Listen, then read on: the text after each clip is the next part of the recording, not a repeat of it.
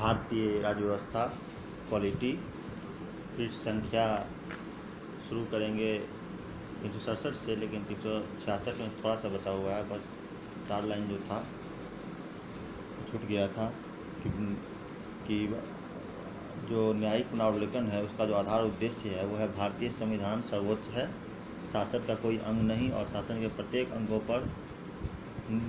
पर निश्चित एवं निर्धारित प्रतिबंध आरोपित किए गए हैं। प्रत्येक अंग पर निश्चित एवं निर्धारित प्रतिबंध आरोपित है। ठीक है, अतः शासन के अंगों के बीच होने वाले टकराव का समाधान भी न्यायालय करता है।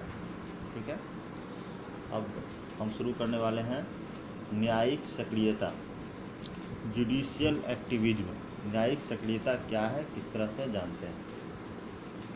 1973 में केशवानंद भारतीवाद में उच्चतम न्यायालय ने एक ऐतिहासिक, मार्मिक एवं महत्वपूर्ण निर्णय देते हुए कहा कि संसद के द्वारा संविधान के आधारभूत संरचना में संशोधन नहीं किया जा सकता। संसद के द्वारा संविधान की आधारभूत संरचना में परिवर्तन नहीं किया जा सकता। ये कौन से वाद में कहा गया? केशवानंद भारतीवाद में। जबकि अनुच्छेद 367 में संसद को संविधान संशोधन की शक्ति दी गई है। ठीक है, मेनका गांधीवाद। मेनका गांधीवाद 1978 से उच्चतम न्यायालय ने विधि द्वारा स्थापित प्रक्रिया को विधि को उचित प्रक्रिया में परिवर्तित कर दिया।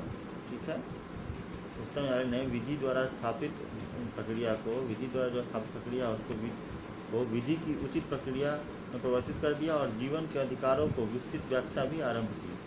जीवन के जो अधिकार हैं उसकी एक विस्तृत व्याख्या भी दी। ठीक है, न्यायिक सक्रियता में जनहित याचिकाओं का प्रयोग करते हुए न्यायपालिका ने मूल अधिकारों को विस्तृत कर दिया और न्यायपालिका, कार्यपालिका और विधायिका के कार्यों को निर्देशित करने लगी। ठीक है, न्यायपालिका, कार्यपालिका और विधायिका के कार्यों को निर्देशित करने लगी। इनके कार्यों को न्यायपालिका, कार्यपालिका और विधायिका के कार्यों को। न्यायिक सक्रियता में भारत का उच्चतम न्यायालय लोकतांत्रिक देशों में विश्व का एकमात्र उच्चतम न्यायालय है जहां न्यायाधीश ही न्यायाधीशों की नियुक्ति कर रहे हैं। याद रखिएगा, विश्व का एकमात्र उच्चतम न्यायालय जहां न्यायाधीश ही न्यायाधीशों की नियुक्ति कर रहे हैं, जबकि संविधान द्वारा यह कार्य राष्ट्रीय न्यायिक नियुक्ति आयोग को सौंपा गया है। संविधान के द्वारा किसे सौंपा गया है? संविधान के द्वारा राष्ट्रीय न्यायिक नियुक्ति आयोग को सौंपा गया होगा। ठीक है, NJAC, national judicial appointment committee को। अब जानते हैं हम लोग न्यायिक विधायन के बारे में। जुडिशियल लेजिस्लेशन, न्यायिक विधान। उच्चतम न्यायालय संविधान की उदारवादी गतिशील व्याख्या के साथ साथ विधि निर्माण कार्यों में भी हस्तक्षेप कर रहा है। ठीक है, उच्चतम न्यायालय उदारवादी गतिशील व्याख्या के साथ साथ विधि निर्माण कार्य में हस्तक्षेप कर रहा है जो मूलतः विधायिका को सौंपे गए हैं। उदाहरण के लिए वर्ष 2017 में जन प्रतिनिधि अधिनियम 1951 में भ्रष्ट आचरण की व्याख्या करते हुए धर्म के आधार पर वोट मांगने को भी भ्रष्ट आचरण का भाग मान लिया गया। ठीक है, सिनेमा हॉल में राष्ट्रगान को अनिवार्य करना न्यायिक विधायन का उदाहरण है। सिनेमा हॉल में राष्ट्रगान अनिवार्य करना, ठीक है, अनिवार्य कर दिया गया, ये न्यायिक विधायन का उदाहरण है। ठीक है, अनुसूचित जाति या जनजाति प्रताड़ना विरोधी अधिनियम, उच्चतम न्यायालय का यह कहा गया कि व्यक्ति को छुआछूत की शिकायत पर तत्काल हिरासत में नहीं लिया जाए। ठीक है, और इस मुद्दे पर पुनरावलोकन याचिका दायर करते हुए महान्यायवादी ने कहा कि यह न्यायपालिका का विधि निर्माण कार्यों में किया गया हस्तक्षेप है। ठीक है, आगे हम लोग जानते हैं न्यायपालिका की परिवर्तित कार्यपालिकीय भूमिका। न्यायपालिका की परिवर्तित कार्यपालिकीय भूमिका। ठीक है, न्यायिक सक्रियता का उच्चतम उदाहरण सर्वाधिक गंभीर मामले न्यायपालिका के द्वारा कार्यपालिका को दिए निर्देशों में दिखाई देते हैं, जिसमें दिल्ली में सीलिंग के लिए न्यायालय ने स्वयं एक समिति का गठन किया है। BCCI में सुधार के लिए निर्देश दिया गया। राजमार्गों पर शराब की बिक्री, BCCI में सुधार, दिल्ली में सीलिंग, ठीक है, परिणत करने का भी आदेश दिया गया, जो मूलतः कार्यपालिका के क्षेत्राधिकार हैं और प्रशासनिक और वित्तीय मामलों से जुड़े हुए हैं, जिस पर न्यायिक सक्रियता दिखाई दी। ठीक है, कार्यपालिकाओं के लिए। आगे जानते हैं न्यायिक सक्रियता का भारतीय लोकतंत्र पर नकारात्मक प्रभाव। न्यायिक सक्रियता का भारतीय लोकतंत्र पर नकारात्मक प्रभाव क्या है, किस तरह से है हो सकता है, जानते हैं। प्रथम, न्यायपालिका एवं कार्यपालिका के बीच बढ़ते टकराव के परिणाम से सुशासन पर नकारात्मक प्रभाव पड़ रहा है। सुशासन पर नकारात्मक प्रभाव, ठीक है, क्योंकि प्रशासनिक निर्णय लंबित हो रहे हैं तथा न्यायपालिका के निर्णय को क्रियान्वित करने में भी सरकार कोताही बरत रही है। न्यायपालिका के निर्णय को क्रियान्वित करने में भी सरकार कोताही बरतती है। न्यायपालिका और कार्यपालिका के बीच बढ़ते टकराव के कारण न्यायिक नियुक्तियों में भी विलम्ब हो रहे हैं। न्यायिक नियुक्तियों में भी विलम्ब हो रहे हैं, इससे न्यायिक प्रशासन प्रभावित हो रहा है। लोकतंत्र में जनता की भलाई या आम जनता का कल्याण सर्वाधिक महत्वपूर्ण मुद्दा है और न्यायपालिका के द्वारा वित्तीय और प्रशासनिक मामले में हस्तक्षेप से सरकार के लिए चुनौती उत्पन्न हो रही है, क्योंकि जनमत सरकार विरोधी हो जाता है। क्योंकि जनमत सरकार विरोधी हो जाता है। न्यायिक सक्रियता का लोकतंत्र पर सकारात्मक प्रभाव। न्यायिक जो सक्रियता है उसका लोकतंत्र पर सकारात्मक प्रभाव। उच्चतम न्यायालय संविधान का संरक्षक है। उच्चतम जो न्यायालय है वह संविधान का संरक्षक है, मूल अधिकारों का रक्षक है। आधारभूत ढांचे के सिद्धांत के द्वारा भारत में संविधानवाद की रक्षा की गई, विधि को शासन को बचाया गया। ठीक है, लोकतंत्र का सकारात्मक प्रभाव हुआ, ये सब हुआ। संविधान की रक्षा हुई, ठीक है, आधारभूत ढांचे का सिद्धांत मिला, ठीक है, विधि के शासन को बचाया, क्योंकि जनमत के नाम पर संविधान की मूल भावना के साथ खिलवाड़ नहीं हो सकता है कि जनमत के नाम पर संविधान की मूल भावना को साथ खिलवाड़ करते हैं। नागरिकों के अधिकार लोकतंत्र में सर्वाधिक महत्वपूर्ण होते हैं, जिसकी उच्चतम न्यायालय के द्वारा रक्षा की गई। ठीक है, रक्षा की गई, उच्चतम की गई आपके नागरिकों के अधिकार को, तथा इससे विस्तृत एवं व्यापक बनाया गया, क्योंकि संविधान जीवत और गतिशील दस्तावेज है। संविधान क्या है? जीवत और गतिशील दस्तावेज है, जिसकी व्याख्या सदैव एक जैसी नहीं हो सकती। संविधान जीवंत और गतिशील दस्तावेज है, जिसकी व्याख्या सदैव एक जैसी नहीं हो सकती। सकारात्मक प्रभाव क्या रहा लोकतंत्र में न्यायिक प्रक्रिया का, जानते हैं। संविधान में उल्लेखित निर्वाचन आयोग, सीए जैसी संस्थाओं को प्रभावशाली बनाने में सुप्रीम कोर्ट की भूमिका अत्यधिक महत्वपूर्ण है। विधायिका को विधि के निर्माण का अधिकार है, परंतु यह उचित होना चाहिए और न्यायपालिका नीतियों का निर्माण नहीं कर रही है, अपितु अवैध नीतियों को विरुद्ध है। ठीक है,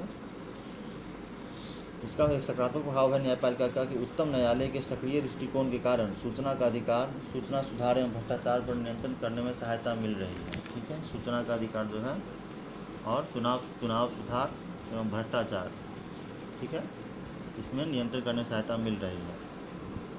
अतः हम इससे जो कंक्लूजन में पहुंचते हैं, निष्कर्ष निकलता है, वो यह है, निष्कर्ष है, मूल अधिकारों की रक्षा के लिए न्यायपालिका की भूमिका सराहनीय है, परंतु इसे प्रत्येक प्रशासनिक और वित्तीय मामले में हस्तक्षेप नहीं करना चाहिए। स्वतंत्र न्यायपालिका लोकतंत्र के कार्यकरण के लिए आवश्यक है, परंतु न्यायाधीशों के कार्यपालिकीय भूमिका को स्वीकार नहीं किया जा सकता।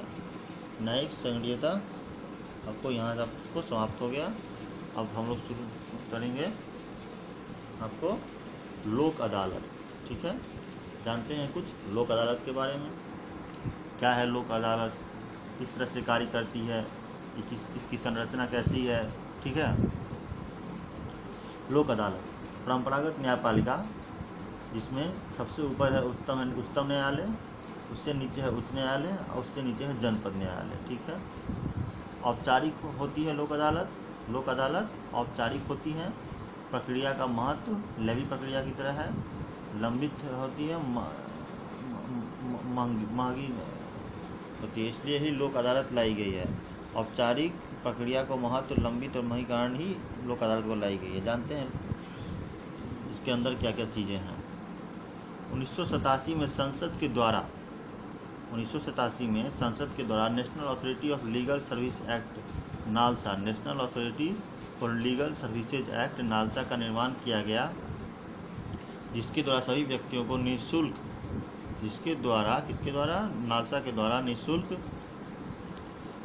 सभी व्यक्तियों को निःशुल्क एवं वैधानिक विधिक सहायता के अधिकार आर्टिकल 39 से उपलब्ध कराने का प्रयास किया जा रहा है। ठीक है, ध्यान रखिएगा, उसको विधिक सहायता के अधिकार आर्टिकल 39A में जो है विधिक सहायता का अधिकार, कौन सा 39A में है, विधिक सहायता का अधिकार, ठीक है, उपलब्ध कराया जा रहा है। नालसा का प्रधान उच्चतम न्यायालय का मुख्य न्यायाधीश होता है। नालसा का प्रधान कौन होता है? National authority of legal services act का प्रधान होता है उच्चतम न्यायालय का मुख्य न्यायाधीश, ठीक है, इसका प्रधान होता है। और प्रत्येक उच्च न्यायालय के द्वारा समाज के वंचित वर्गों, महिलाओं, अल्पसंख्यकों, SC/ST तथा गरीबी रेखा के नीचे रहने वाले व्यक्तियों को न्यायालय में निःशुल्क वैधानिक सहायता उपलब्ध कराई जाएगी। इस अधिनियम के द्वारा लोक अदालतों का भी गठन किया गया। इस अधिनियम के द्वारा लोक अदालतों का भी गठन हुआ, ठीक है। लोक अदालत क्या है, किस तरह से है, देखते हैं इसके अंदर और क्या क्या चीज़ें हैं। लोक अदालतें इसलिए लोक अदालतें हैं क्योंकि वे सामान्य अदालतों से निम्नलिखित रूप में भिन्न हैं। लोक अदालत सामान्य अदालत से किस तरह से भिन्न है ये आप जान लीजिए, ठीक है। इसमें प्रक्रिया के बजाय परिणाम पर बल दिया जाता है। प्रक्रिया के बजाय परिणाम, ठीक है, प्रोसेस से ज़्यादा रिजल्ट पर काम किया जाता है, परिणाम क्या होगा। परंपरागत औपचारिक प्रक्रियाओं के बजाय प्राकृतिक न्याय के सिद्धांत का सहारा लिया जाता है। कौन से सिद्धांत का? नेचुरल जस्टिस के सिद्धांत का, ठीक है। लोक अदालतों में आपसी सुलह के द्वारा मामले को हल किया जाता है और इसमें वकीलों की आवश्यकता नहीं होती। लोक अदालत में आपसी सुलह होती है, वकीलों की आवश्यकता नहीं, ठीक है। किसी फीस भी नहीं लगता, इसमें फीस भी नहीं है लगता, प्रावधान भी नहीं, इसमें कोई प्रावधान नहीं है, कोई फीस नहीं लगता, कोई वकील नहीं होता। आपसी सुलह के द्वारा मामले को हल किया जाता है। लोक अदालत में दोनों पक्षों की आपसी सहमति के बाद ही कोई मामला लाया जा सकता है, इसलिए लोक अदालतों के निर्णय से अपील का कोई प्रावधान नहीं है। लोक अदालत के निर्णय से जो निर्णय होगा उससे अपील का कोई प्रावधान नहीं, ध्यान रखिएगा।